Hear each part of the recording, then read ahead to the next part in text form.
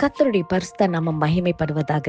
Today's promise verse is taken from Exodus chapter 15 verse 26. I am the Lord who heals you.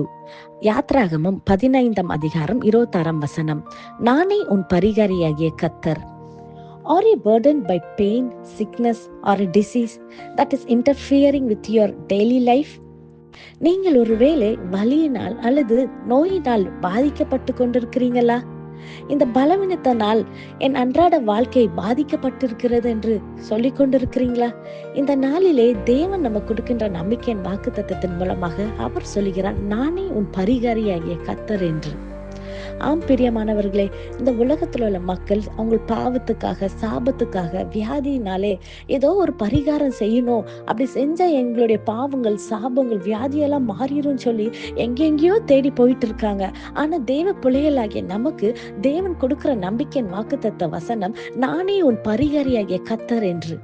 தேவன் நமக்காக சிலுவை மரத்திலே சாபமானார். நம்மளுடைய பாவங்களுக்காக, நம்மளுடைய வியாதிக்காக அவர் சிலுவையிலே அடிக்கப்பட்டார். அவர் அடிக்கப்பட்டு அவரை மரித்து அவர் 3ஆம் நாள் உயிர் தெழுந்தார். அந்த உயிர் தெழுந்த வல்லமை இந்த நாளிலே நமக்கு நம்மளுடைய பாவங்களை உடைக்க, நம்மளுடைய சாபங்களை உடைக்க, நம்மளுடைய வியாதிகளை சுஸ்தமாக்க, நம்மளை உயிர்ப்பிக்கிறவராய் தேவன் நமக்கு ஒரு பெரிய பலனை, ஒரு பெரிய பாதுகாவலை தந்திருக்கிறார் அல்லவா?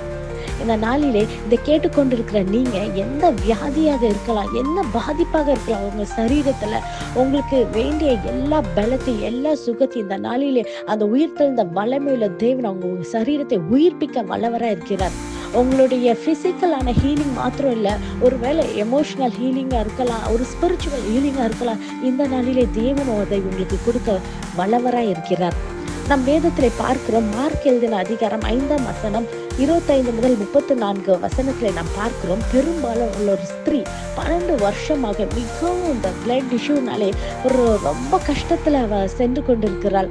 அவள் எத்தனையோ அவளுக்கு இருந்த எல்லாவற்றையும் வித்து எல்லா பணமும் செலவழித்தோ ஒரு சின்ன சுகம் கூட, ஒரு சின்ன இம்ப்ரூவ்மெண்ட் கூட அவளுக்கு இல்லை. ஆனா அவ இயேசுவை குறித்து அறிந்து கேள்விப்பட்ட பொழுது அவள் தன் வஸ்திரத்தை தொட்டாலாச்சும் எனக்கு சுகம் கிடைக்கும் என்று சொல்லி அவ விசுவாசிச்சா.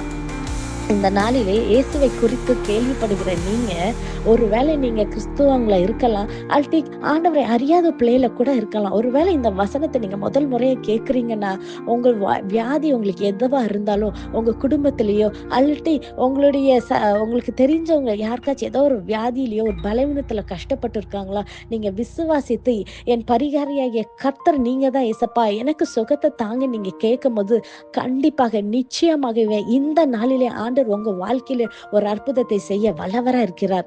இந்த ஸ்திரீ விசுவாசித்து கர்த்தருடைய வஸ்திரத்தை தொட்டபொழுது உடனடியான ஒரு சுகத்தை ஆண்டவர் அவளுக்கு கொடுத்தாங்க அல்லவா? அவள் உடனடியாக ஒரு இமீடியட்டான ஒரு ஹீலிங் அவ பெற்றுக்கொண்டாள் என்று நம்ம வேதத்துல வாசிக்கிறோம். அதை அறிந்த கர்த்தர் அவளிடத்துல சொல்லுகிறார், மகளே உன் விசுவாசம் உன்னை ரட்சித்தது என்று. கர்த்தர் இந்த நாளிலே இந்த விசுவாசத்தோட நீங்கள் ஜெபிக்கும் போது நிச்சயமாகவே இந்த ஆசீர்வாதத்தை நீங்க பெற்றுக்கொள்வீங்க. Whatever your pain may be, physical, emotional or spiritual, bring it to him. Trust in Jehovah Rapha, the God who heals completely.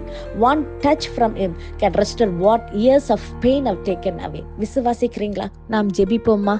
இயேசு கிறிஸ்துவே, இந்த நல்ல நாளுக்காய் மக்கள் நன்றி செலுத்துகிறேன் தகப்பனே. அப்பா, நீர் கொடுத்த இந்த வாக்குத்தத்த வசனத்துக்காய் நன்றி செலுத்துகிறேன் கர்த்தாவே. ஆண்டவரே, இந்த வாக்குத்தத்த வசனத்தை கேட்டு ஜெபிக்கிற ஒவ்வொரு பிள்ளைகளுடைய வாழ்க்கையிலப்பா ஆண்டவரே, நீர் பரிகாரியான கர்த்தராக, ஆண்டவரே சுகத்தை தருகிற தேவனாக, ஆண்டவரே நீர் எல்லா பலவீனத்தை நீர் மாற்றும்படியாக கர்த்தாவே, உச்சம் தலை முதல் கர்த்தாவே உள்ளங்கால் வரை இருக்கிற எல்லா பலவீனங்களும், எல்லா விதமான சோர்வுகள், எல்லா பாவங்கள், சாபங்கள் எல்லாவற்றையும் நீர் உடைத்தெறியும்படியாக ஜெபிக்கிற ஏசப்பா. ஒரு பூர்ண சுகத்தை தாங்க ஏசப்பா. ஆண்டவரே, பலவீனங்கள் விலகட்டும் கர்த்தாவே. ஆண்டவரே, உம்முடைய இரத்தத்தினாலே கர்த்தாவே, அப்பா உம்முடைய வல்லமை உள்ள இரத்தம் ஆண்டவரே இந்த பிள்ளைகளுக்கு நல்ல ஒரு பரிபூர்ண சுகத்தை தரட்டும் கர்த்தாவே. சாட்சிகளாக நிறுத்துங்கப்பா. இயேசுவின் மூலம் ஜெபிக்கிறோம், ஜெபம் கேட்டபடியால் ஆமென். God bless you.